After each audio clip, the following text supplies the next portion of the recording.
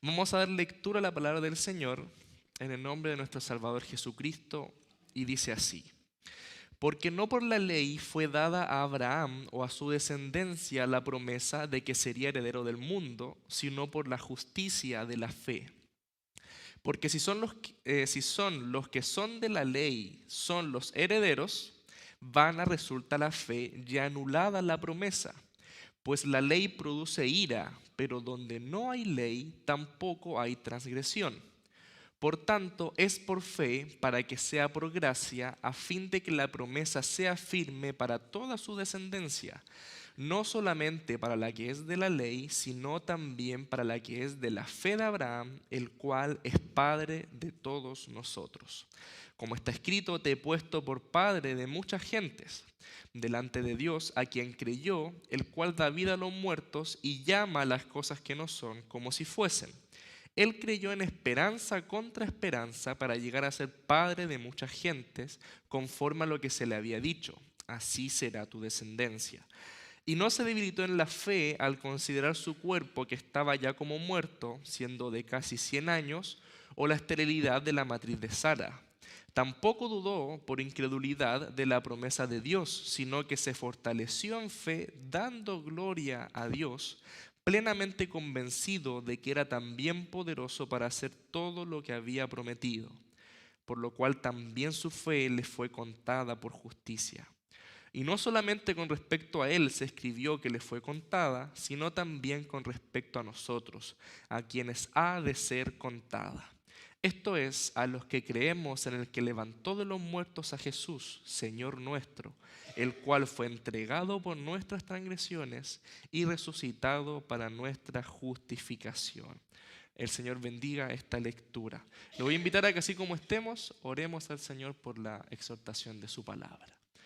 Padre Celestial, Señor, te rogamos en esta hora que esta palabra que hemos leído, para la cual nos hemos reunido a estudiar, a escudriñar, a recibir, pueda ser de edificación para nuestras vidas, Señor. Necesitamos crecer mucho, necesitamos corregir muchas cosas en nuestra vida. Nos falta mucho para ser hechos conforme a la imagen de tu Hijo. Y sabemos que uno de los medios por los cuales tú trabajas en nosotros es a través de tu palabra y de tu verdad que impacta nuestro corazón, Señor, y que nos transforma un poco cada día para irnos pareciendo más a la imagen de tu Hijo, Señor. Te rogamos en esta hora que nos des gracia tanto a mí para hablar, para explicar, Señor, como a mis hermanos para poder oír, para que todos podamos ser edificados, Señor, para que podamos ser nutridos por esta tu palabra y podamos vivir cada día más como hijos tuyos en esta tierra, Señor. Te lo rogamos en esta hora con humildad, Señor, con necesidad, con dependencia. Lo hacemos por Jesús nuestro Salvador. Amén. Amén. Una de las cosas que a mí me llama mucho la atención de la arquitectura, de las construcciones, de las grandes construcciones, es la capacidad que el ser humano ha desarrollado para hacer edificios gigantes, para hacer cosas muy grandes. El edificio, por ejemplo, en Santiago, el Costanera Center, tiene más de 60 pisos. Y el edificio más grande del mundo, que está en Dubái, tiene, si no me equivoco, más de 160 pisos de alto, de longitud, alcanza casi el kilómetro de altura el edificio. ¿Y por qué me llama tanto la atención? Por los fundamentos de su edificio, por los pilares que sostienen eso, porque cuánto es la capacidad que tienen que tener para soportar toda la construcción. ¿Y cómo será si alguno de esos pilares se cae, se quiebra, se derrumba y puede poner en peligro toda la estructura? ¿Por qué le menciono esto de los fundamentos? Porque el apóstol Pablo lo que ha estado haciendo en este capítulo que estamos viendo, a tomar de ejemplo a Abraham, es atacar en contra de los fundamentos de la justificación por obras. El apóstol Pablo viene defendiendo desde el principio de la carta, como bien nos resumía el día domingo nuestro hermano Jaime, primero cómo todos son culpables de pecado, cómo no hay nadie justo, cómo todos se han desviado, y también cómo después Pablo quiere con esa base decir que la única forma de justificarse no es por obras, sino que es por fe. Y nos introduce un versículo maravilloso en el capítulo 3, en el versículo 28, donde él dice: concluimos pues que el hombre es justificado por fe sin las obras de la ley. Entonces, para reforzar este punto, el apóstol Pablo toma a uno de los pilares de la creencia judía de la justificación por obras, que es Abraham, para poder atacar todo lo que hay alrededor de él, no Abraham mismo, sino la creencia que se hizo alrededor de Abraham, con el fin de demostrar que la justificación es solamente por fe. Y aún Abraham, el mayor ejemplo, el mayor referente de justificación por obras, Pablo se está encargando de demostrar que realmente él fue justificado por fe. Entonces, en esta hora, en estos versículos que estamos viendo, vamos a responder qué implica para nosotros que la justificación sea solamente por fe. ¿Por qué es tan importante destacar para nosotros en este día que la justificación sea solamente por fe? Entonces, en primer lugar, el apóstol Pablo deja en claro, y lo sigue dejando en claro, de que nada de lo que hagamos trae justificación. De que nada de lo que podamos hacer nos trae gloria, y que la ley por la cual pensamos a lo mejor inherentemente que nos podemos salvar, tampoco nos justifica, sino que él busca desacreditar completamente el pensamiento judío de Abraham y de su cumplimiento de la ley. Porque los judíos tenían en demasiada alta estima a Abraham, pero demasiada, tanto así que un comentarista llamado Kistemaker de esta epístola dice: según la entendían los judíos, la promesa hecha a Abraham se cumpliría por medio de la obediencia a la ley mosaica. Los rabinos aún sostenían que mucho antes de que la ley fuese promulgada desde el Sinaí, Abraham ya tenía un completo conocimiento de ella y la había obedecido en todos sus detalles. Es decir, los rabinos y la cultura judía tenían a Abraham como un referente, creyendo de que él realmente ya conocía la ley, de que él vivió perfectamente conforme a la ley y que por eso él ganó esta promesa. Pero Pablo les dice en estos versículos de que no es así, porque no por la ley comienza, fue dada a Abraham o a su descendencia la promesa de que sería heredero del mundo, sino por la justicia de la fe. Y aquí introduce este principio del que hemos venido hablando, donde introduce la promesa, introduce la ley, y les dice: porque si fuese por la ley los herederos, es vana la fe y anulada la promesa. O sea que si realmente, está diciendo Pablo, depende de que yo cumpla estos requisitos de la ley para poder alcanzar la promesa, entonces ya no es una promesa. Ya no es realmente Dios está mintiendo con su promesa y su promesa se vuelve innecesaria. Porque la misma promesa que él le dio a Abraham no constituye ningún requisito para el ser humano. Él le dice: de cierto te bendeciré a ti y a tu descendencia, y en ti serán benditas todas las familias de la tierra, y tendrás un hijo, pero nunca requiere nada de Abraham. Y Pablo no es primera vez que aborda esto, sino que cronológicamente hablando, en los tiempos de las escrituras de las cartas, él ya lo tomó como ejemplo a Abraham en la epístola a los Gálatas, en el capítulo 3, en el versículo 18. Si lo leemos desde el 18 hasta el 24, dice: porque si la herencia es por la ley, ya no es por la promesa, pero Dios la concedió a Abraham mediante la promesa. Entonces dice: ¿para qué sirve la ley? Fue añadida a causa de las transgresiones hasta que viniese la simiente a quien fue hecha la promesa, y fue ordenada por medio de ángeles en mano de un mediador. Y el mediador no es de uno solo, pero Dios es uno. Luego, ¿la ley es contraria a las promesas de Dios? En ninguna manera, porque si la ley dada pudiera vivificar, la justicia fuera verdaderamente por la ley. Mas la Escritura lo encerró todo bajo pecado, para que la promesa que es por la fe en Jesucristo fuese dada a los creyentes. Pero antes que viniese la fe, estábamos confinados bajo la ley, encerrados para aquella fe que iba a ser revelada, de manera que la ley ha sido nuestro ayo para llevarnos a Cristo, a fin de que fuésemos justificados por la fe. Incluso un par de versículos anteriores, el apóstol pone también como una evidencia aquí en la carta a los Gálatas de que la promesa, o sea, de que la ley no anula la promesa, porque de hecho la ley fue entregada 430 años después de la promesa.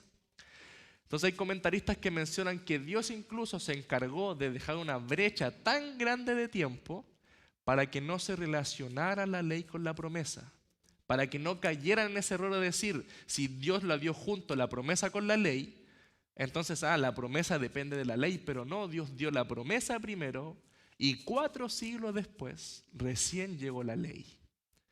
Tanto es así, mis hermanos, que si somos más puntuales con la entrega de la ley, Dios incluso sacó al pueblo de Israel de Egipto primero antes de entregarles la ley. No les entregó la ley y les dijo, bien, si la cumplen los saco de Egipto y los salvo. No, los sacó antes y después le entregó la ley, porque los favores y los beneficios de Dios no dependen de la ley. En un comentario acerca de estos versículos, Martín Lutero habla de la ley y dice, la ley también es una luz, como lo es el Evangelio, pero en lugar de revelar la gracia de Dios, su justicia y su vida, la ley saca a la luz el pecado, la muerte y la ira de Dios. Este es el cometido de la ley y aquí es donde acaba su misión. No debe ir más allá. No se debe pensar de la ley como un medio de justificación, como algo que se pueda alcanzar. Y a eso se refiere el versículo 15 en los que leímos el apóstol Pablo, cuando él dice que la ley produce ira. Porque cuando venimos ante Dios, venimos ante su ley, realmente nos cae toda la ira de Dios sobre nosotros y nos damos cuenta de que somos incapaces de cumplirla. Totalmente incapaces de cumplirla. Entonces la ley nos justifica y además si la salvación fuese por la ley, la justificación viniese por la ley, la gloria no sería plenamente para Dios. Y si hay algo que nosotros entendemos al estudiar su palabra, es que Dios, uno de los grandes propósitos que Él tiene para hacer todo lo que hace, es por su gloria.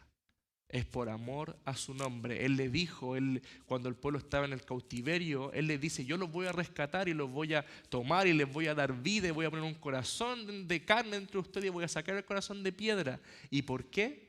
Por amor a mi nombre. Entonces nosotros descansamos en el Señor, descansamos en esta justificación por fe, porque si fuese por ley, parte de la gloria sería del ser humano al cumplirla. Pero sin embargo es plenamente por fe, es completamente por fe. En el Salmo 3, en el versículo 8, ya se venía revelando esto de que la salvación es de Jehová. No es nuestra, es de Jehová. En segundo punto, es importante destacar que la justificación es solamente por fe, por este mismo que le vengo diciendo, porque toda la gloria en la salvación es para Dios. Es completamente para Él. La firmeza de la promesa del versículo 16, cuando Pablo dice, por tanto es por fe, para que sea por gracia, a fin de que la promesa sea firme para toda su descendencia, esta firmeza de la promesa encuentra su descanso pleno en la obra de Dios. Si el cumplimiento humano, dice también Kistemaker nuevamente, el cumplimiento de la promesa hubiera dependido del esfuerzo humano, de modo que la salvación fuese el producto de la obediencia perfecta a las demandas de la ley de Dios, este cumplimiento no se podría haber logrado jamás. Pero ahora que es un asunto de gracia, o sea, un asunto del plan eterno y efectivo de Dios, su cumplimiento en la vida de todo el pueblo queda asegurado. Como esta salvación, la obra completa, descansa en Dios, está totalmente asegurada para el pueblo, porque ni una pizca de la salvación depende del ser humano. Ni siquiera hay una postura que se dice ser calvinista, pero de 4 puntos, donde dicen que sí, es por fe, es por gracia, donde Dios hizo todo, pero está en el ser humano el recibirla, el creer, en aceptar esta salvación. No, ni siquiera está en eso en el ser humano. Porque justamente todos los que se pierden son aquellos a quienes Dios les deja la decisión. Y por eso vemos que el ser humano no viene voluntariamente al Señor. Se le puede predicar a un incrédulo, decirle esto es por gracia, es gratuito, ven, pero si no hace una obra el Señor de regeneración en el corazón, esa persona no va a llegar nunca al Evangelio, porque no quiere. Y esta firmeza, si usted se recuerda, ya la vimos anteriormente en el libro de los Hebreos cuando lo estuvimos estudiando, en el capítulo 6, en el versículo 13, cuando se habla nuevamente de la firmeza de la promesa. Dice el autor de la carta a los Hebreos en el 6:13, Hebreos 6:13, porque cuando Dios hizo la promesa a Abraham, no pudiendo jurar por otro mayor, juró por sí mismo diciendo, de cierto te bendeciré con abundancia y te multiplicaré grandemente, y habiendo esperado con paciencia, alcanzó la promesa. Porque los hombres ciertamente juran por uno mayor que ellos, y para ellos el fin de toda controversia es el juramento de confirmación. Por lo cual, queriendo Dios mostrar más abundantemente a los herederos de la promesa la inmutabilidad de su consejo, interpuso juramento. Para que por dos cosas inmutables en las cuales es imposible que Dios mienta, tengamos un fortísimo consuelo los que hemos acudido para asirnos de la esperanza puesta delante de nosotros. Y acerca de estos versículos, de la firmeza de la promesa de Dios, Sproul comenta y dice que Dios, cuya palabra es verdad, reafirme la garantía de esa promesa infalible mediante un juramento, subraya la permanencia y la seriedad de la promesa divina. O sea, Dios de por sí, ya lo que Él dice, lo que Él habla es verdad. Cuando Él dijo en el principio, sea la luz fue y se creó. Y Él, como dice aquí en Pablo a los Romanos, dice, Él llama las cosas que no son como si fuesen. Él simplemente, nunca sale mentira de su boca, siempre sale verdad. Pero no solamente Él prometió, sino que también interpuso juramento. No hay lugar a fallos, mis hermanos, en la salvación. Toda la gloria es para Él en esta salvación. El hecho de que seamos justificados por fe apunta todos los focos de gloria hacia el Señor, hacia su obra. Y Él lo hizo, mis hermanos, por su gloria. Él lo hizo por Él. Dice en Isaías en capítulo 46, del versículo 9 en adelante, Él resalta cómo Él es Dios. Dice, acordaos de las cosas pasadas desde los tiempos antiguos, porque yo soy Dios y no hay otro Dios y nada hay semejante a mí, que anuncio lo por venir desde el principio y desde la antigüedad lo que aún no era hecho, que digo, mi consejo permanecerá y haré todo lo que quiero, que llamo desde el oriente al ave y de la tierra lejana al varón de mi consejo. Yo hablé y lo haré venir, lo he pensado y también lo haré. Oídme, duros de corazón, que estáis lejos de la justicia. Haré que se acerque mi justicia, no se alejará, y mi salvación no se detendrá. Y pondré salvación en Sión y mi gloria en Israel. ¿Se da cuenta que la justificación por fe hace que apunte plenamente a la gloria de Dios? De que Dios sea glorificado. De que usted, en el hecho de que esté aquí en este día, de que usted haya sido salvado, de que usted tenga este afecto por Dios, es un motivo más para darle gloria a Él. Para darle gloria a Él. Y lo dice también Abraham, y también en el ejemplo de que Pablo toma sobre él, se menciona cómo él no dudó, sino que se fortaleció en fe, dando gloria a Dios. Y si usted lo ve, lo único que aporta Abraham y Sara ante esta promesa, ante este cumplimiento, son las incapacidades. En el versículo 19, dice cómo Abraham no consideró su cuerpo que estaba casi como muerto. Más de 100 años ya tenía Abraham. ¿Y qué aportó Sara? Su esterilidad. Su esterilidad y su vejez. ¿Y Dios qué hace? A ese cuerpo como casi muerto de Abraham, en el versículo 17 dice, y Él es el que da vida a los muertos. Y sobre la esterilidad de Sara, que no era posible que quedase embarazada, que tuviese un hijo, también en el verso 17 dice, Dios llama a las cosas que no son como si fuesen. A una mujer estéril Dios le dijo, no, tú vas a quedar embarazada, vas a concebir un hijo.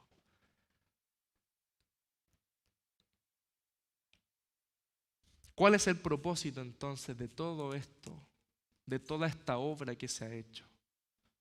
De cómo Cristo vino a morir, y no solamente de Cristo, sino que de toda la creación. John Piper, en uno de sus libros, él habla incluso del propósito de la creación del universo. Cuando nosotros entramos en estos pensamientos y cuestionamientos de decir, ¿por qué Dios creó el mundo? ¿Por qué nos creó a nosotros? ¿Por qué creó este mundo? ¿Por qué ha tenido que suceder todo lo que ha sucedido?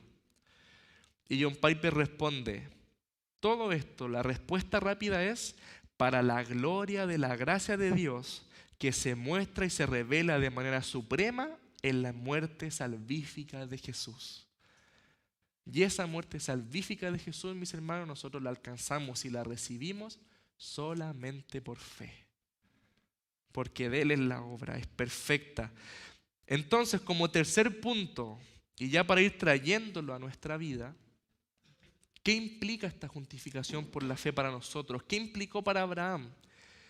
Y es una transformación en la vida del creyente. Aquel que realmente ha sido regenerado y tiene esta fe puesta en Cristo, su vida es una vida que cambia, que se transforma. Por eso se habla de Abraham y dice que él no se debilitó en fe a considerar su cuerpo.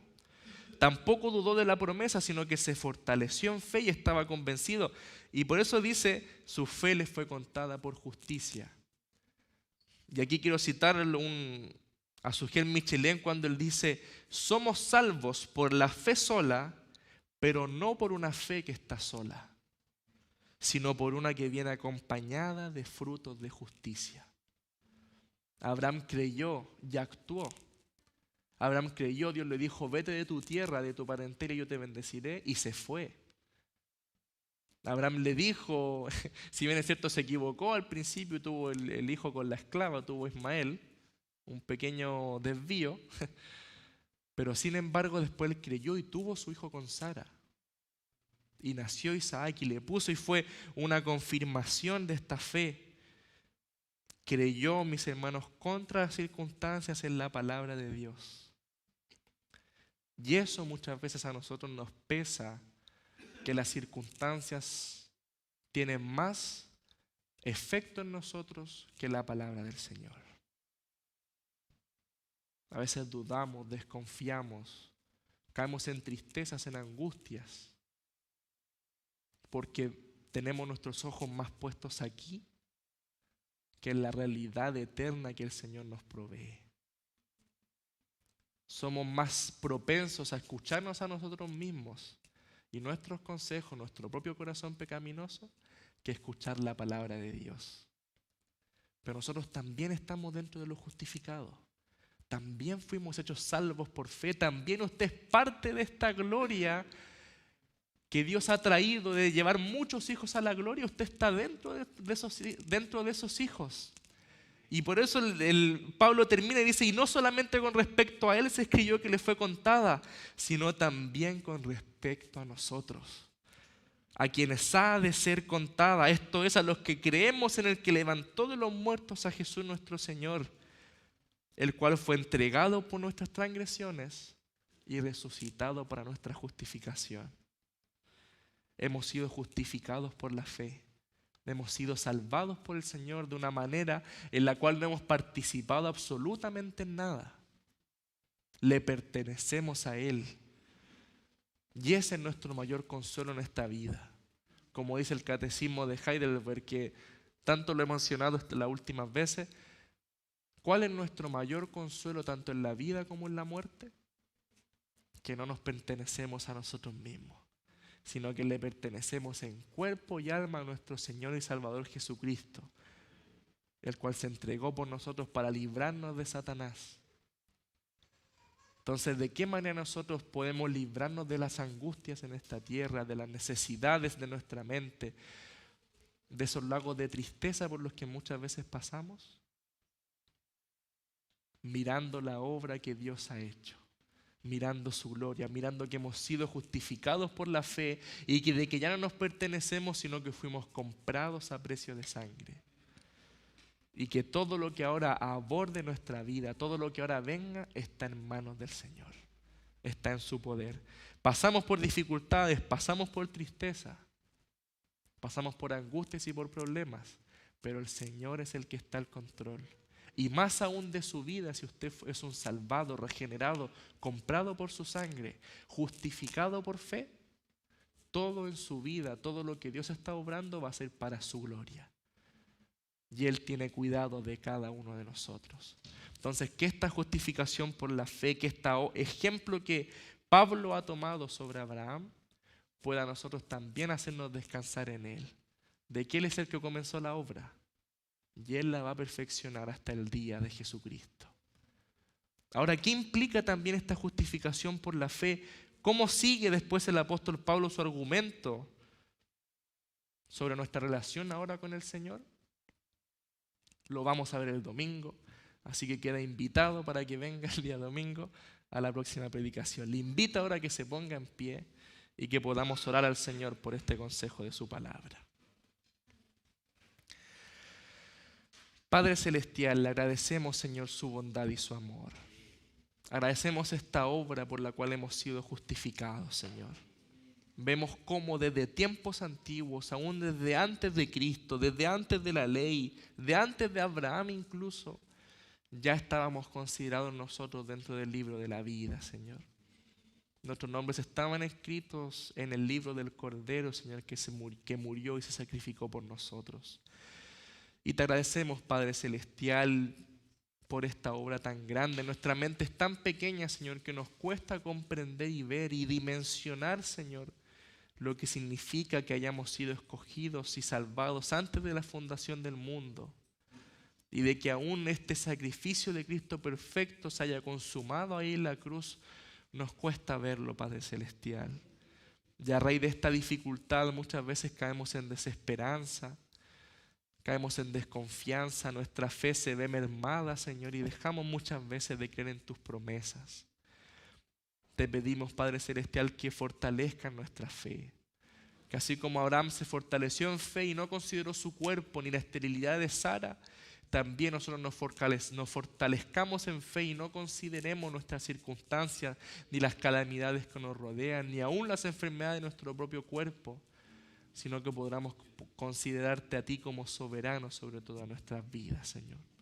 Permítenos descansar, tener fe y que esta fe sea evidente a través de una vida transformada, de una vida que te glorifique a ti, Padre Celestial, de una vida que lleve gloria a tu nombre en toda situación, en toda circunstancia, porque para eso fuimos salvados, Señor, para la alabanza de la gloria de tu gracia. Gracias, Padre Celestial, por esta tu palabra. Te damos en esta hora y lo hacemos por Jesús nuestro Salvador. Amén. Amén.